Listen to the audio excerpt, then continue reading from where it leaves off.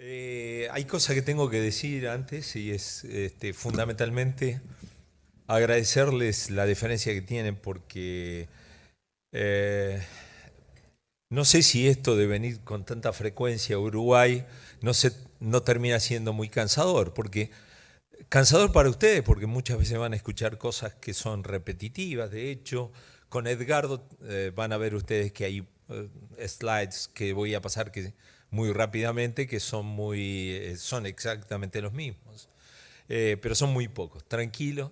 El segundo punto porque me exige demasiado una situación así, porque me siento siempre en la obligación de mostrar cosas diferentes y no reiterarme sobre las mismas cosas, aunque el tópico en general, ya bastante es que hablo casi nada más que de enfermedad celíaca. Después, uno de los puntos más destacados de todo esto es el agradecerle a todos ustedes, porque de hace muchos años, de la época en que se hacía el Congreso de Gastroenterología en el edificio municipal de aquí de Montevideo, vengo con una frecuencia tremendamente patológica a ustedes. Entonces, espero que no se cansen, espero que puedan entender. Tengo la gran suerte de que tenemos datos muy nuevos, muy frescos. Tan frescos como que le voy a presentar una publicación que ayer me llegó nuestra y que en realidad va a salir el 23 de marzo, va a ser pública, y otra que recién en mayo la vamos a dar a conocer con más precisión, pero alguna información van a tener al respecto. Siempre me acuerdo de hace muchos años, cuando éramos muy jóvenes, con Fermín Mearín, un español que deben conocer todos ustedes, dijimos, Julio, te vi, me dice él, unos diapositivos que te vi el año pasado. Y le digo, y yo también vi algunos tuyos que eran del año pasado. Bueno, por favor, avisémonos de estos detalles porque cuando reiteramos muchos diapositivos porque estamos haciendo pocas cosas nuevas en nuestra actividad. Me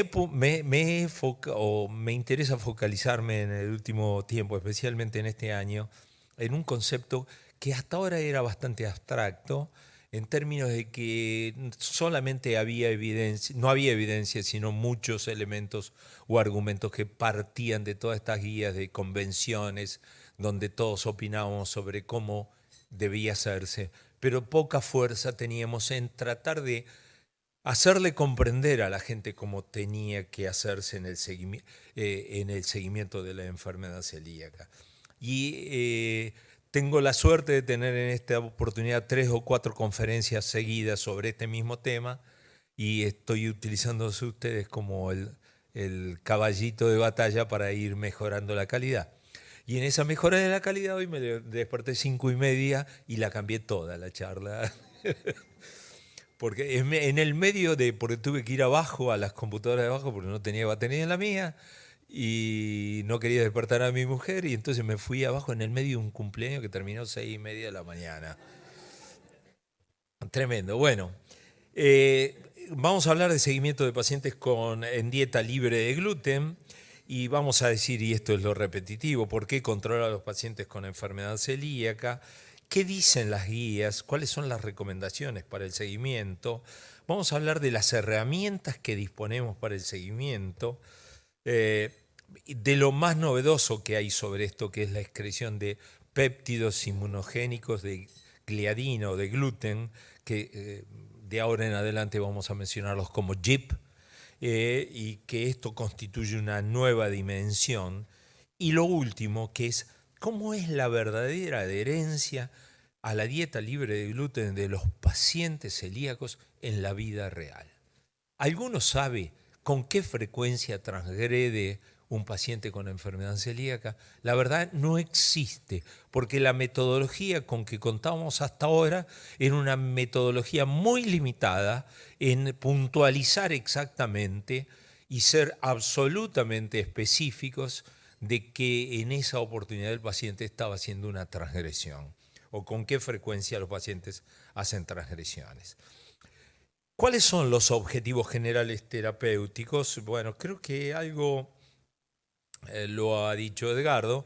lograr la desaparición de los síntomas, obtener buena calidad de vida en los pacientes, evitar complicaciones, porque se sabe que están asociadas a ello, y generar el mejor cumplimiento posible de la dieta libre de gluten. ¿Cuál es la situación actual? Me voy a referir de Argentina, pero estoy absolutamente seguro de que esto es similar en todas partes del mundo. Lo es. Hay gente que miente y cuando dicen que no es porque en su grupo ellos son muy obsesivos y pueden controlar.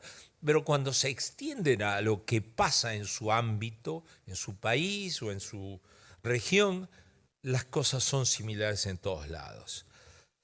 Pocos médicos, y esto hay que entenderlo bien, y creo que es la crítica de Nicolás que decía, no, voy a hacer la mía, vamos a hacer la de los clínicos generales y de los gastroenterólogos en especial.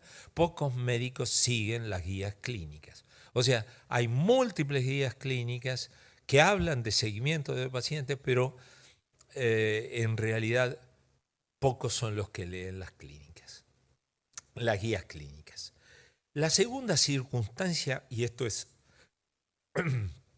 demostrado en todas partes del mundo, entre el 20 y el 40% de los pacientes que están en dieta libre de gluten o persisten con síntomas o reaparecen la sintomatología en ellos, seguramente con menor intensidad que la que tenían antes del diagnóstico y con algunas situaciones paradójicas, como individuos que eran subclínicos, casi asintomáticos, al diagnóstico de la enfermedad, en alguna oportunidad se transforman muy sintomáticos y asumen ellos que esto ocurre cuando consumen gluten. Muy sintomáticos. Yo no tenía síntomas antes del diagnóstico y ahora como algo y me siento pésimo, me siento muy mal. Creo que lo deben haber apreciado quienes ven con frecuencia pacientes con enfermedad celíaca. La mayoría considera que los pacientes a seguirse deberían ser exclusivamente los pacientes que tienen síntomas. Si el individuo con la dieta libre de gluten se transforma en un asintomático, no merece un seguimiento especial. El otro punto es que, si bien está muy recomendado esto, no es lo que ocurre en la práctica clínica diaria. No suele haber evaluaciones multidisciplinarias de los pacientes. Y uno de los detalles más importantes es que hay una falta notable de dietistas expertos en enfermedad celíaca, así como de médicos expertos que puedan definir con mejor precisión situaciones complejas de los pacientes. Y otro de los detalles que para mí es muy frecuente verlo en mi práctica es ver enfermos celíacos que vienen tratados por otros individuos y que durante años y años no han tenido un estudio de anticuerpos específicos de la enfermedad celíaca en el manejo del seguimiento del paciente. Esto realmente me parece que a esta altura del conocimiento es algo, no digo punible, pero que no es siguiendo los criterios razonables de manejo de un paciente con enfermedad celíaca. Y algo peor que observo con mucha frecuencia es que muchos gastroenterólogos que hacen específicamente endoscopía siguen a los enfermos con biopsia de duodeno. Una circunstancia que, la verdad, incrementa los riesgos de los pacientes en las repetidas biopsias y no tiene ningún resultado positivo. No sirve en general para el manejo de los pacientes. Sí, económico positivo. Enfermos con seguimientos anuales de biopsia. Bueno, esto es lo que ya mostró Edgardo, la cantidad de complicaciones, algunas de las complicaciones que pueden tener los pacientes con enfermedad celíaca, la alta frecuencia con que estas, o prevalencia de estas complicaciones o de estos fenómenos secundarios de la enfermedad celíaca y sobre sobre el margen derecho de la diapositiva, que la mayoría, por no decir todos estos fenómenos que se producen en individuos que se complican por no seguir una dieta adecuada, mejoran claramente con la dieta libre de gluten. El riesgo de hacer estas complicaciones se reduce notablemente. Algunos completo, la resolución es completa, el riesgo se reduce a la normalidad completamente, y alguno esporádico, como el riesgo a tener neoplasias, se reduce también con el tiempo. De ahí a la normalización del riesgo hay mucho por investigar. Simplemente quiero mostrarle esta diapositiva de individuos que cumplen dieta libre de gluten en términos de fracturas patológicas.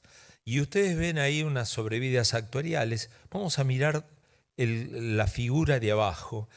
Lo que dice controles son individuos de la misma edad y sexo, en este caso todos hombres, una vez que inician dieta libre de gluten. Sobre la margen izquierda del gráfico parten de cero después del diagnóstico y cómo la dieta libre de gluten bien realizada, de acuerdo a las evaluaciones dietarias que hacen nuestros especialistas, normalizan el riesgo. Fíjense que la curva de los pacientes celíacos y los controles es paralela y muy próxima y se superponen en algunos puntos. En cambio, en el gráfico de arriba tenemos el grupo de individuos que no cumplen estrictamente la dieta libre de gluten. Y nuevamente, ahí vamos a ver las dos curvas diferentes. Las que están marcadas con la flecha roja es la curva de los pacientes celíacos que no cumplen dieta libre de gluten. Y la curva superior a esta es la de los controles. Son 2 controles por paciente, individuos no celíacos. Y fíjense ustedes cómo se diferencia tremendamente las curvas. Y los pacientes que no cumplen estrictamente la dieta libre de gluten tienen un riesgo de fracturarse con fracturas de escasa intensidad traumática como consecuencia de traumas de escasa intensidad, 1,5 veces más que la población control. 1,5 veces. 160% es el riesgo, incrementado el riesgo de fracturas en estos individuos. O sea que la dieta libre de gluten los protege del exceso de fracturas que tienen antes de llegar al diagnóstico. Voy a ir a una diapositiva, la parte de una diapositiva que mostró Edgardo, con la idea de mostrar esto que si bien es viejo, tiene 17 años de publicado, es un estudio muy grande de pacientes diagnosticados, y donde este grupo italiano, son muchos centros de Italia, este grupo de investigadores estableció o comparó la mortalidad anticipada que tienen los enfermos celíacos independientemente o en relación al grado de cumplimiento con la dieta libre de gluten. Cuando la dieta libre de gluten, fíjense, de lo que está en celeste, el renglón superior, dieta libre de gluten es estricta, ellos evaluaron 627 pacientes en estas condiciones y lo compararon con los riesgos estándar de vida de acuerdo a la edad y el sexo que tienen los individuos. Y lo que ven ustedes en esta valoración estandarizada del riesgo es que, si bien no es significativa la diferencia entre los pacientes celíacos y los controles y la población general, hay una tendencia, ese 0,5%, a tener menor riesgo de morir precozmente que la población general. O sea, es posible que los celíacos vivan más que la población general si hacen estrictamente una dieta libre de gluten. Ahora, ¿qué pasa, la que está recuadrada en colorado, si los individuos no adhieren a la dieta libre de gluten? Lo que ven ahí es que tienen un riesgo 5 veces superior, no estoy equivocado, ahí dice 6, no, eso es 5 veces superior, porque 1 es el riesgo de la población general. 5 veces más riesgo de morirse antes que la población general equivalente de sexo y edad. ¿Y qué pasa si cumplen parcialmente la dieta libre de gluten? Esto es en medio entre no cumplir y cumplir estrictamente. El riesgo es el doble. Tiene el doble de riesgo que la población general de morirse antes. Ahora, ¿qué es lo que ocurre en líneas generales, lo que está publicado en la literatura en cuanto a la adherencia a la dieta libre de gluten. Es muy variable, probablemente muy mentiroso en muchos lugares, pero la proporción de población que cumple o no cumple estrictamente la dieta libre de gluten varía entre el 25% y el 90%, entre diversos y muy diversos estudios. Y en realidad, la verdad que lo que tengo que decir es que probablemente sean la misma, por lo menos la misma proporción de población que trata de hacer la dieta en forma estricta respecto a aquello que no les importa porque o no se sienten muy mal o porque prefieren tener una vida social independientemente de las restricciones alimentarias que tiene que hacer, etc. O sea, en definitiva, la variabilidad del grado de adherencia a la dieta libre de gluten es muy alta, pero con una alta proporción de individuos que no hacen dieta libre de gluten. Brevemente, para mencionar esto, es un score. Todas las líneas que van a ver ahí representan individuos especiales en un estudio muy grande que se hizo en Estados Unidos que tenía que ver con introducir a individuos a un tratamiento con una enzima de reemplazo, una enzima, perdón, para tratar de generar una destrucción completa del gluten y no tenga ningún fenómeno, no genere ningún fenómeno inmunológico en el intestino. Pero lo que está por encima de la línea de puntos que ven ahí son individuos que están sintomáticos. 20 a 40% de la población que persiste sintomáticos. Blanco especial para este tipo de estudios. ¿Y cuáles son los síntomas en los individuos tratados que con más frecuencia vemos? Diarrea, constipación, dolor abdominal, hinchazón, gases, reflujo, etc. Esto es lo más frecuente y creo que quienes ven pacientes celíacos, esto no es novedad, lo ven con frecuencia. Los pacientes se quejan de estos síntomas. Ahora, ¿por qué se producen estos síntomas? La verdad que hasta ahora no sabíamos cuáles eran las razones y creo que seguimos sin saberlo.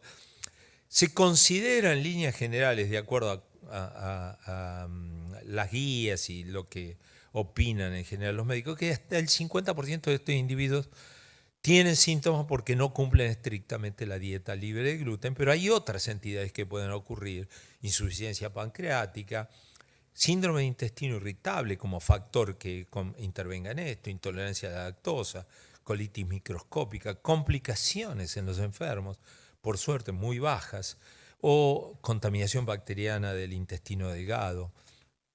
Estas son las circunstancias que pueden ocurrir. Pero la verdad, poco es lo que se conoce. Vamos a ir al segundo punto.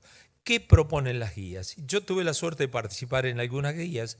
Acaba de salir ahora una nueva guía de la Asociación Americana de Gastroenterología. O sea, todo el mundo está haciendo guías y guías y guías. Fíjense ustedes que en el 15 nosotros publicamos con la gente de Harvard la guía en Gastroenterology y hoy nuevamente hacen otra guía, otro grupo de gente también encomendados por la AGA. Pero todas las guías proponen esto: acciones multidisciplinarias para llevar el control más estricto de la adherencia a la dieta libre de gluten. Nosotros en la última que yo he publicado, que es la de la WHO, hicimos alguna diferenciación entre qué deberíamos hacer si el individuo persistía sintomático o era asintomático. Básicamente no quiero entrar en este momento en esta diapositiva porque me parece compleja, como la siguiente que va a aparecer ahora. Pero la idea global es que el individuo, hasta la normalización de su estado general, desde el diagnóstico hasta la normalización de su estado general, de la serología y estos controles, debería ser una evaluación entre cada 3 o 6 meses, como para ir adecuándonos a la realización de una dieta libre de gluten. A partir de ahí, las recomendaciones generales que no están basadas en evidencia es de que estos individuos requerirían un control anual, siempre multidisciplinario. Acaba de salir publicado en Clinics in Gastroenterology Clinics of North America, que una actualización que escribí con quien era el autor de la SGAN, de la guía de EBSGAN del año 2012 y continúa estando en eso, o sea, un pediatra, lo escribí con él, es una especie de artículo de actualización sobre el seguimiento. El seguimiento complejo más o menos sigue la idea anterior que estaba publicado. Esta complejidad es de mi complejidad cerebral, pero nuevamente los controles multidisciplinarios hasta el año de seguimiento, cuando el enfermo está bien controlado, deberían ser periódicos y consideramos que cada 3 meses sería ideal. Y a partir del año, si el individuo no presentara complicaciones o persistiera con sintomatología, debería ser anualmente esto. Ahora, en condiciones en que el enfermo empeorara o realmente no adhiriera estrictamente a la dieta, es necesario hacer controles mucho más frecuentes que todo esto. Y dejaríamos la biopsia solamente para aquellos individuos complejos que no responden a la dieta libre de gluten como sería esperable, aun cuando mejorara la serología o específicamente cuando mejorara la serología y el enfermo no responde, hay que pensar en que podemos estar acercándonos a una complicación y el estudio de todo el tubo digestivo sería ideal, porque puede tener de repente una colitis microscópica, circunstancia muy frecuente en los celíacos. Ahora, ¿cuáles son las herramientas que tenemos para controlarla? La evaluación clínica, la evaluación alimentaria, el laboratorio general, la serología específica, la biopsia duodenal, de cada una de ellas vamos a hablar algo, y nuevas pruebas en tiempo real para saber si el individuo está ingiriendo gluten. Perdón.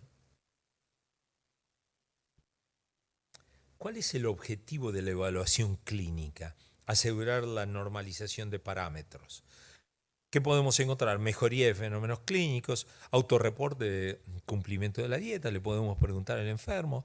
Ahí nos estamos entregando a la subjetividad del paciente y nosotros además tenemos subjetividad. Ya estamos fijando si este individuo es cumplidor o no cumplidor, si nos miente o no nos miente. Y la verdad, nada de eso es objetivo, ni lo que dice el enfermo, ni lo que decimos o pensamos nosotros. El otro punto que no me parece menor es que la mayoría de los clínicos que hacen seguimiento de pacientes tienen una falta de experiencia notable y nosotros no llegamos a ellos con toda, o ellos no dejan que lleguemos nosotros con toda la demanda que tiene la situación, ¿no? Pero además la consulta requiere tiempo y sabemos todos nosotros que tiempo es lo que menos disponen los clínicos, especialmente los de atención primaria. ¿Qué pasa con el laboratorio general? Tiene objetivos, pros y contras. Objetivo, evaluar normalización de parámetros. Obviamente, si tenemos un enfermo que tiene alteraciones bioquímicas en el comienzo del diagnóstico, nosotros podemos evaluar cómo va evolucionando como una forma de un indicio de cómo está cumpliendo el tratamiento. ¿Y cuáles son las variables clínicas específicas más recomendadas? La hemoglobina, el volumen corpuscular medio, la albúmina sérica, el hierro, folato, calcio sérico, vitamina D, etc. La verdad que en las consideraciones que podemos hacer de este aspecto, del aspecto bioquímico, es que tiene objetivos muy precisos. O sea, si nosotros tenemos una hemoglobina de 11, es absolutamente objetivo si avanzamos a una hemoglobina de 13 de que el individuo ha hecho una mejoría. Y estamos en un aspecto puntual relacionado a la enfermedad celíaca. Sin embargo, un detalle que no es menor de todo esto es que tiene muy pobre sensibilidad para detectar una evolución anormal. ¿Qué pasa con la serología específica que tanto les he hablado? Hace ya muchos años, en este momento 10 años, empezamos a trabajar esto a partir de una serie de enfermos que seguimos muy sistemáticamente durante mucho tiempo. Y lo que vemos ahí es toda una curvas descendentes serológicas de individuos que parten desde el diagnóstico a la izquierda de la diapositiva y que fueron evaluados cada 3, 6, 9 y 12 meses posteriores al diagnóstico de la enfermedad celíaca. Y lo que vemos es un descenso muy rápido inicial, cuando el individuo empieza a aprender la dieta libre de gluten y nosotros ejercemos control sobre ellos, muy interesante y muy significativa. Pero si hablamos de adultos, menos del 50% de ellos van a normalizar sus anticuerpos. Y como ven ustedes varias líneas que vienen descendientes, eran 7 diferentes anticuerpos que evaluamos durante ese periodo. Lo que voy a mostrarles ahora, si puedo, es qué ocurre en el seguimiento a largo plazo. Y lo que van a ver ustedes las curvas son 3 curvas de 3 tipos de anticuerpos: transglutaminasa, DGPI-GA y DGPI-GG. Lo que van a ver primero en la curva descendente es desde el momento basal al diagnóstico al año. Eso es lo que desciende rápidamente. Ahora, de ahí en adelante, van a ver que divergen 2 curvas.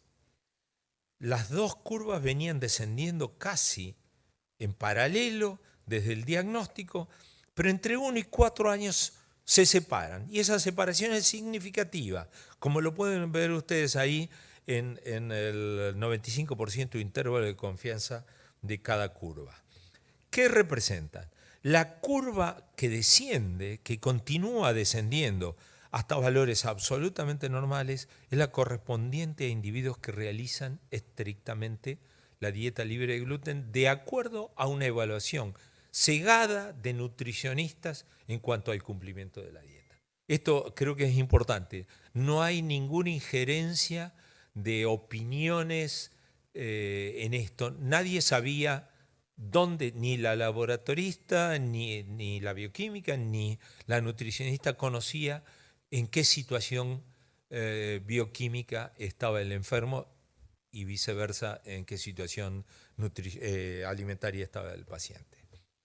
Y las curvas que ascienden son individuos que realizan transgresiones frecuentes, que las dietistas detectaron transgresiones en forma ciega, ellas mismas detectaron transgresiones frecuentes.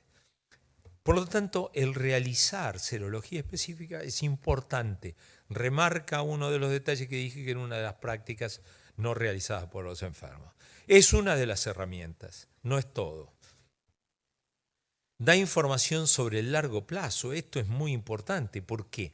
Porque los anticuerpos no nos hablan de lo que ocurrió en la última semana, ni siquiera con precisión lo que ocurrió en el último mes. Nos está hablando de lo que ha ocurrido en el largo plazo. Específicamente si vamos a buscar anticuerpos del tipo IgG, que son mucho más de memoria y persisten mucho más tiempo elevado. Y más adelante le voy a dar alguna idea de cuál es el mejor para el seguimiento de los enfermos. La serología positiva es predictiva del consumo de gluten. Si usted tiene un enfermo que en la curva descendió y volvió a ascender, es porque está consumiendo gluten.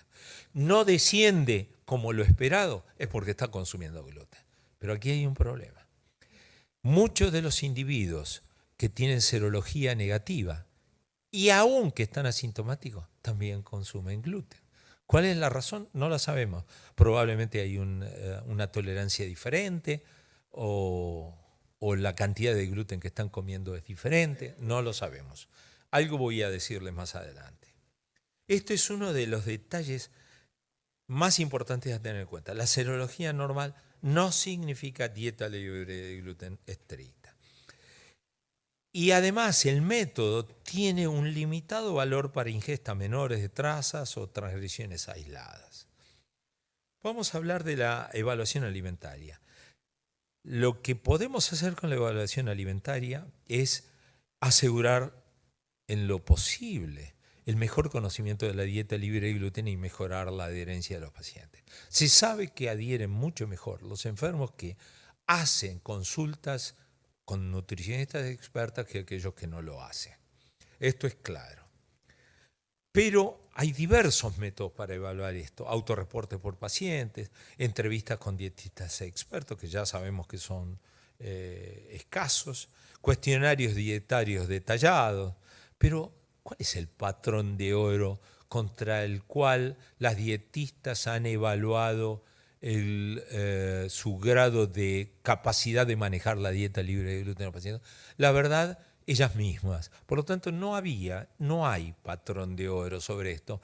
Y es un método muy subjetivo, porque está la subjetividad del enfermo que te dice lo que quiere decirte para dejarte conforme, y el nutricionista, que como el médico, es subjetivo pensando, ya me viene a macañar. Entonces es muy subjetivo. El otro punto es la falta de dietistas expertos, y obviamente todo este procedimiento consume tiempo, especialmente de gente que tiene que ver muchos pacientes para poder hacer un salario adecuado. Realmente es un problema. ¿Qué pasa con la biopsia duodenal? Los objetivos, pros y contras. Evidenciar normalización histológica. La evidencia sugiere que la persistente enteropatía se asocia a complicaciones. En mi impresión, esa evidencia no es absolutamente segura. No hay acuerdo general acerca de su necesidad, y hay fundamentalistas para el lado de que al año hay que hacerle biopsia y a los 2 años hay que hacerle biopsia, y otros como yo que somos fundamentalistas del todo lo opuesto. Obviamente hay una falta de consenso claro.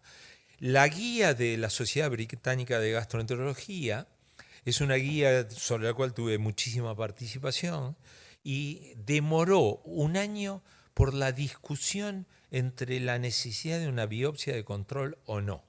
Y cuando estaba todo resuelto y habíamos dicho, no nos ponemos de acuerdo, vamos a poner que no hay acuerdo entre expertos y que estas son las evidencias que hay de lo que desacordamos o no acordamos nosotros, aparece uno que no se había inmiscuido en las discusiones, en las discusiones de 1 año para ponernos de acuerdo entre ingleses y yo específicamente.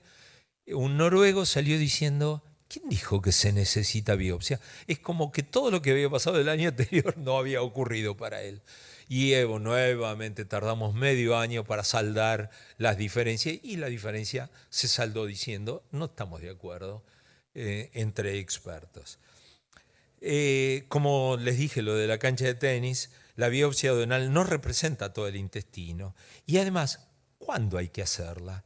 ¿Cuántas veces hay que hacerla? Es lo mismo en un centro de referencia que en un hospital periférico, o que médicos de atención primaria, como en muchas partes del mundo, que se encargan del seguimiento de los pacientes.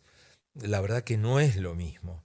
Y además la práctica es que a lo sumo alguno hace biopsia, pero la mayoría no hace nada. Y además existe una altísima relación entre costo y beneficio el realizar endoscopías y biopsia. Esto es un sumario de las herramientas de seguimiento. La mayoría son subjetivas, hay pocas que son específicas, como sí lo es la serología, y la verdad que ninguna de ellas llena las expectativas sobre la calidad de qué es lo que está ocurriendo. Traté de sintetizarlo esto en ese gráfico que les mostré, y voy a mostrar esto, que voy a utilizarlo después para finalizar esto. ¿Cuál es el valor clínico de estas técnicas o de estas herramientas? Y de esto viene nuestra concepción fundamental de que la evaluación del paciente tiene que ser multidisciplinaria. Tal vez la de menor capacidad para todo esto es la evaluación clínica para el seguimiento de los pacientes. La serología está por encima de la biopsia, pero bueno, digamos, como para no enemistarnos demasiado con los que son pro biopsia, podríamos ponerlo en el nivel similar. El cuestionario o el apoyo de los dietistas expertos es esencial, porque nos ayuda a que el enfermo, como les dije anteriormente, haga la dieta libre de gluten de mejor manera. Y esto es en realidad un acuerdo que han aparecido en todas las guías. Pero ha aparecido algo nuevo, que es la posibilidad que tenemos de hacer un seguimiento de los pacientes en tiempo real. Una costosa posibilidad, costosa en términos de dinero, posibilidad de seguir en tiempo real a los enfermos.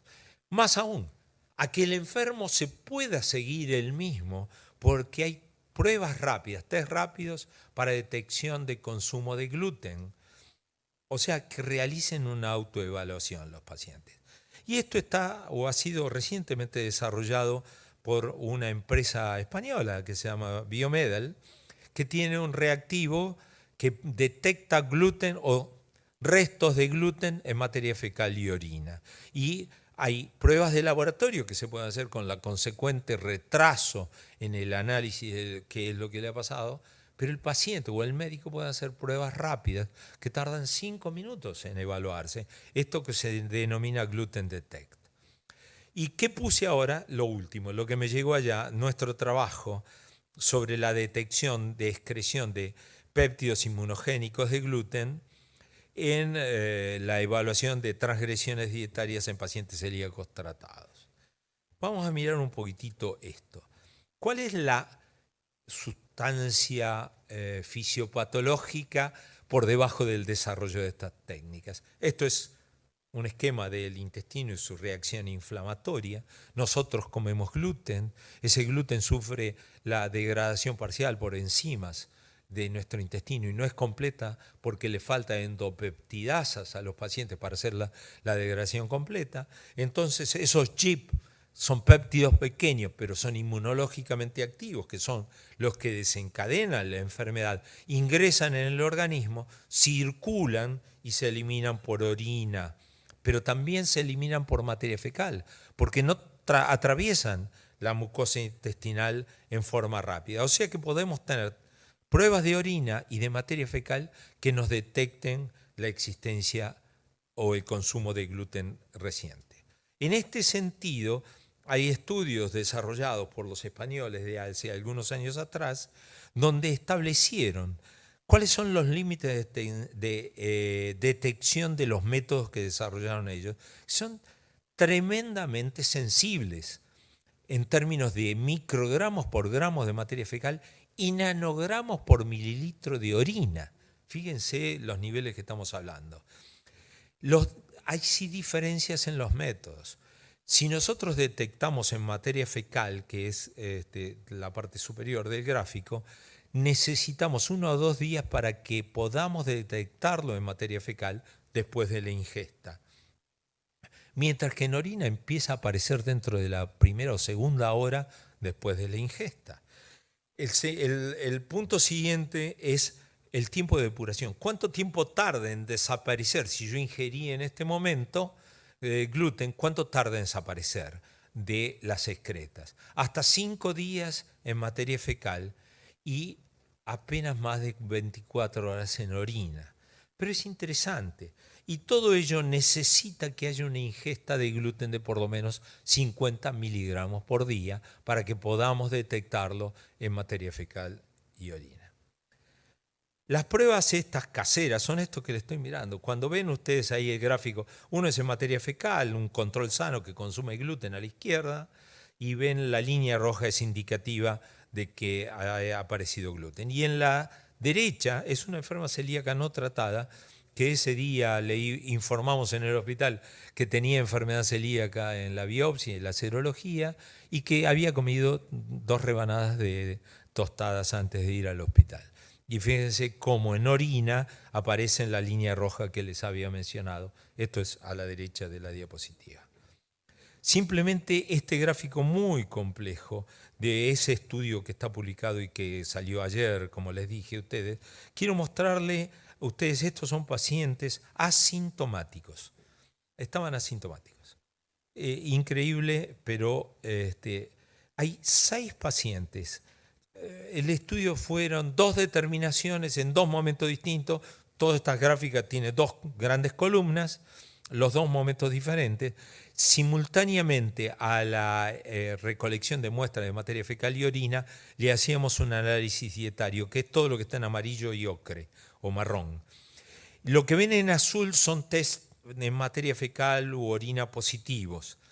Y fíjense que los que están marcados en recuadro son individuos que, de acuerdo a un reporte escrito de 3 días previos a la recolección de materia fecal y orina, eran analizados por dietistas sin saber qué le pasaba en las excretas y consideraban que había cumplido estrictamente la dieta libre de gluten, pero en materia fecal u orina estamos detectando que esos individuos estaban consumiendo gluten. ¿Mm? O sea que habla de la incapacidad de los análisis alimentarios de descubrir qué es lo que pasó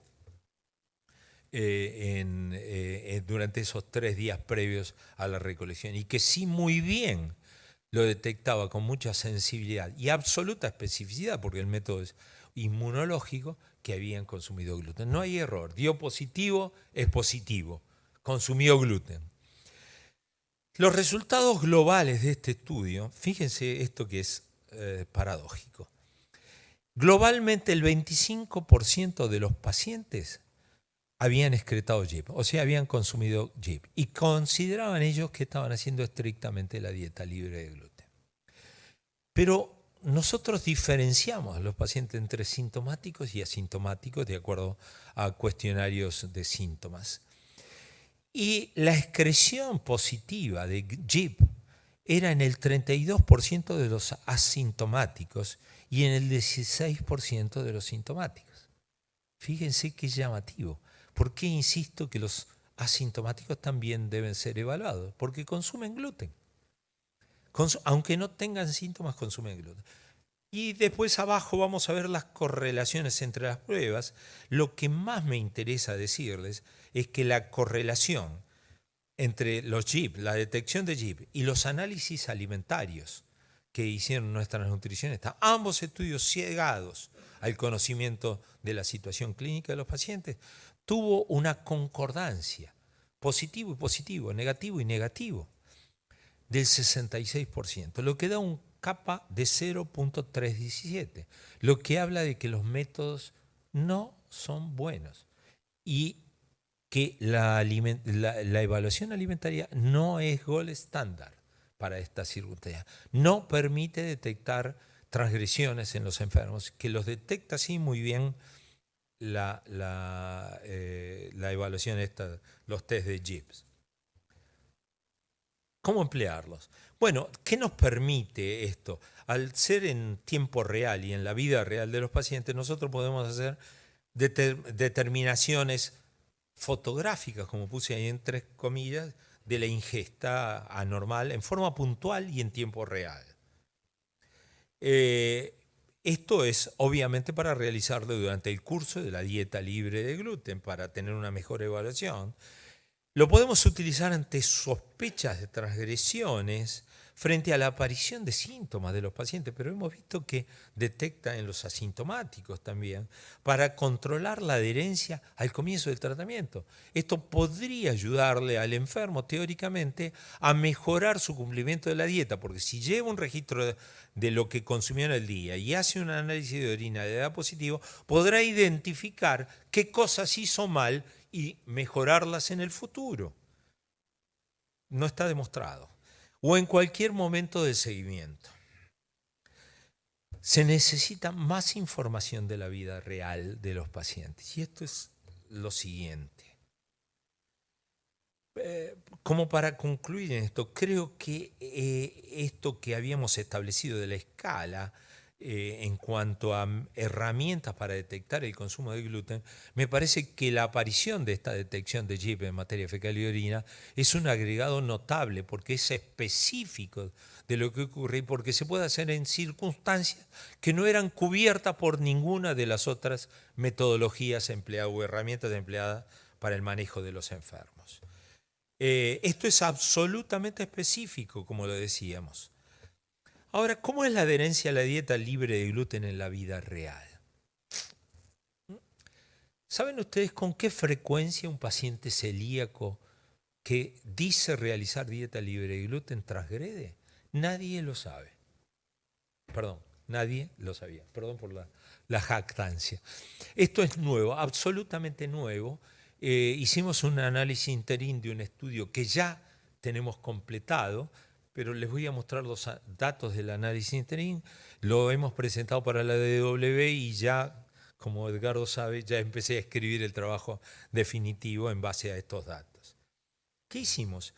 nosotros hicimos un seguimiento durante 4 semanas de pacientes con enfermedad celíaca que decían que estaban haciendo la dieta libre de gluten, con una mecánica muy particular que trataba de cubrir un análisis de toda la semana. Entonces, ¿qué hicimos? Hicimos un control los viernes, recolección de materia fecal, lo que nos expresaba qué era lo que había pasado en los últimos 4 días previos a ese viernes, de lunes a jueves. Sabíamos qué pasaba durante la semana, los días de semana. Y además hicimos determinaciones de orina el sábado y el domingo. Perdón, no lo... Bien, qué seguimiento, ¿no? Sábado y domingo para determinar, ya que el método en orina es un método de corta duración, cuáles eran las transgresiones, cuáles eran la frecuencia con que hacía transgresiones los fines de semana. ¿Tá? Y eso lo repetimos cada una de las semanas, durante 4 semanas. ¿Mm?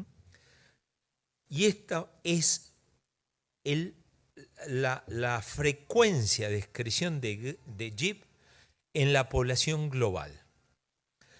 Como van a ver ustedes, en las X está la cantidad de transgresiones que puede hacer, desde 0, ninguna, en 4 semanas, hasta lo máximo que hemos tenido. Ocurre que ustedes vieron 2 determinaciones de orina, mezclamos la orina y hacemos una sola determinación. O sea que cada individuo en 4 semanas tenía 8 determinaciones. 4 en materia fecal, 4 en orina. Por lo tanto, el máximo de transgresiones que podía tener era detectada en 8 determinaciones que cubrían las 4 semanas completamente. Fíjense esto, la mediana de transgresiones que hemos tenido es de 3 transgresiones en 4 semanas. Pero hay individuos que transgredieron 6 veces en 4 semanas. ¿Qué pasó entre sintomáticos y asintomáticos? No hubo diferencias. Si bien hubo mayor número de transgresiones, es un nuevo estudio, no es el anterior, pero hubo más transgresiones en los asintomáticos que en los sintomáticos, no hubo diferencias en términos de frecuencia de transgresiones en ninguna de las 2 poblaciones. ¿Tá? Vamos a ver un poquitito algo más de esto que me parece interesante mostrar. Es complejo de entender, pero ahí van a ver ustedes este gráfico, que es la frecuencia de transgresiones que tuvieron los pacientes. En este caso es cantidad de pacientes realizando transgresiones semana tras semana. Son las 4 semanas, es parte de la gráfica en inglés, no está en colores, lamentablemente tenía diapositivos de colores, pero no son los que quise mostrar aquí porque esto estaba más completo. Esto es lo que mandamos a Estados Unidos. Y van a ver en cada una de las semanas 3 columnas. Una columna oscura, una gris muy claro y una gris intermedia, que es la tercera, en cada una de las semanas. La clara es la de materias fecales, que es la expresión de las transgresiones durante la semana. ¿Se entiende? La gris intermedia, que es la de la más de la derecha, es las transgresiones en los fines de semana, que en líneas generales es más del doble de las que ocurren durante la semana. Y en oscuro, lo que ven ustedes es los individuos que por lo menos tuvieron alguna transgresión por semana. O sea que sumamos la de materia fecal y orina y hubo individuos que transgredieron en la semana y en los fines de semana, por lo tanto no es la sumatoria de las determinaciones. Y lo que ven es que en la semana hay una curva ascendente en todas las excretas, en ambas o individualmente. ¿Y por qué? ¿Qué pasó? ¿Por qué los individuos comenzaron con menos transgresiones y terminaron con más transgresiones? Esto es un efecto que se llama Hawthorne. Es un efecto poco conocido, pero tiene que ver con el control. El control. Estos individuos entraron en un control. De ahí viene que el término vida real es poco feliz en estas circunstancias. Ese efecto Hawthorne es conocido de hace 80, 90 años. 80 y pico de años, sí. Y tiene que ver con el control que ejercemos sobre el enfermo. La primera semana el individuo sabe que lo vamos a controlar y por lo tanto es más cumplidor. La última semana, ¿por qué muestro? Porque la diferencia es significativa. Entre la primera y la última semana ya largó la chancleta.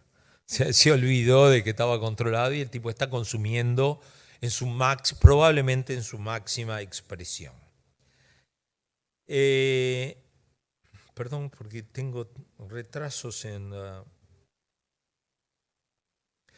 Bueno, resumen de estas circunstancias de este análisis. 91% de los pacientes ingirieron gluten algún fin de semana.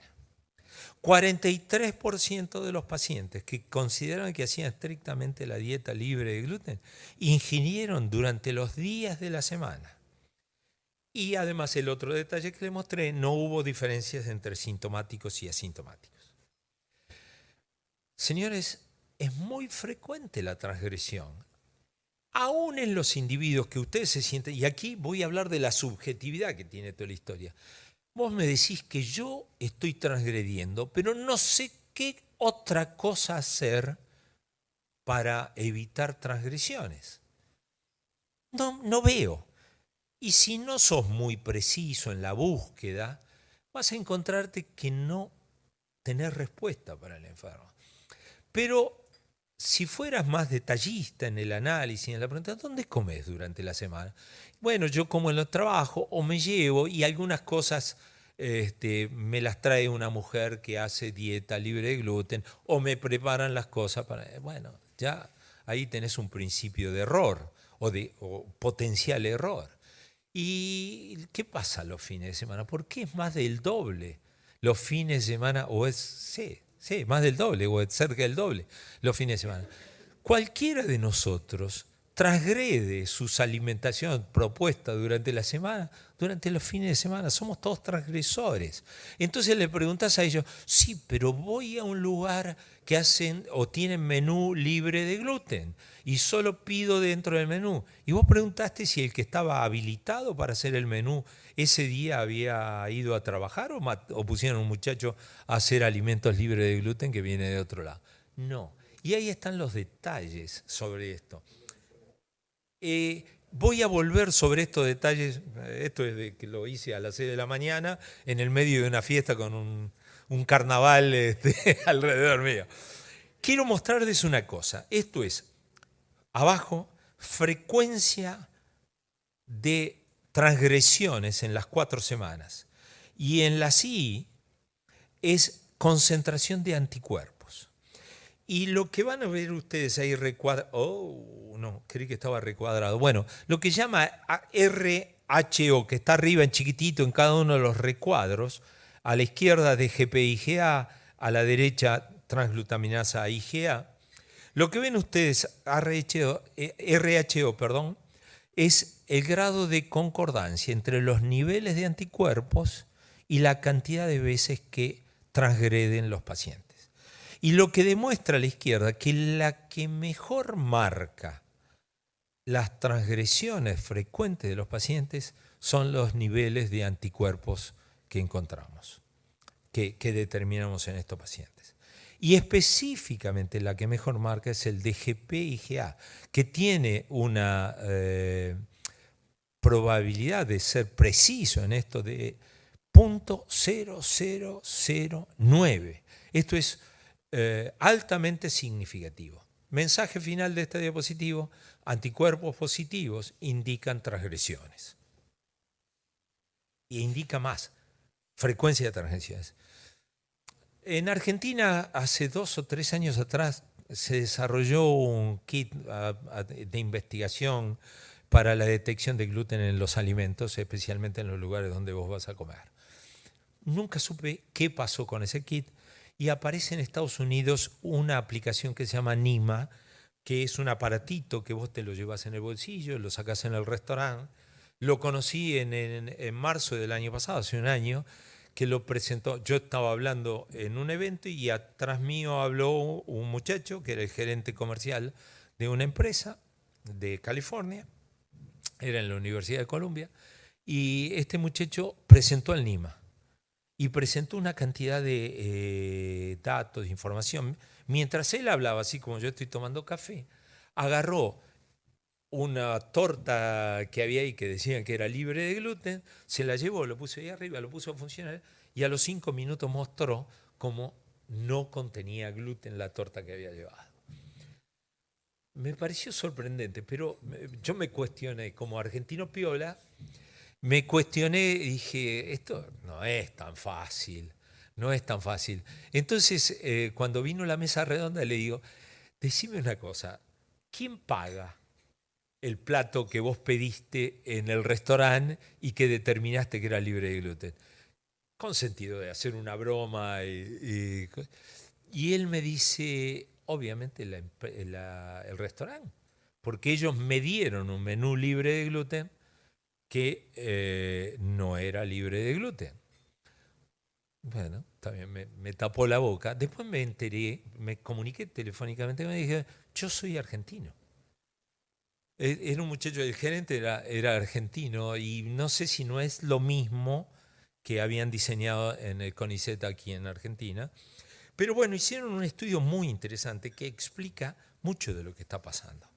Se lo dieron a la gente de la Universidad de Columbia, le dieron casi 1000 de estas aplicaciones, se la dieron a otros tantos de individuos, a cerca de 1000 individuos, y esos fueron a 4500 restaurantes que tenían menús libres de gluten.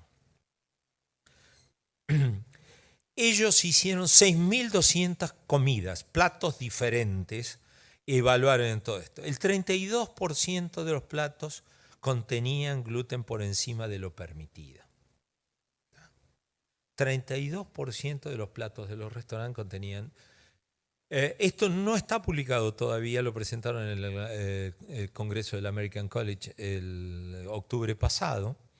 E hicieron otra cosa. Agarraron alimentos que figuraban en los listados como libre de gluten, 4.700 alimentos diferentes, y 27% de ellos contenían gluten por encima de lo permitido. Esto es lo que puede explicar mucho de lo que yo les estoy hablando, que nosotros detectamos en las excretas. Entonces, vamos a ir a las conclusiones de todo esto. El seguimiento de pacientes con enfermedad celíaca. Debemos educar a la grey médica. Esto es esencial. En la medida que no nos eduquemos todos nosotros, seguramente no vamos a obligar a nuestros enfermos que sigan criterios de seguimiento modernos y más adecuados para que logren una dieta libre de gluten estricta, o lo más estricta posible. En este punto debería aclarar yo que no hay ninguna evidencia que los individuos asintomáticos que tienen niveles bajos de anticuerpos tengan una mala evolución clínica.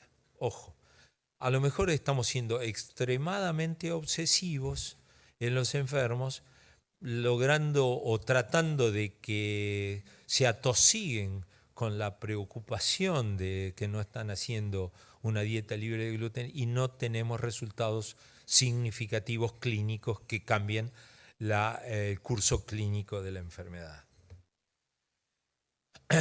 No debemos discriminar entre los que tienen síntomas y no tienen síntomas. En realidad, esa evaluación anual la debemos hacer en todos. Hay múltiples herramientas, como le mostré, y que son de utilidad ponderada.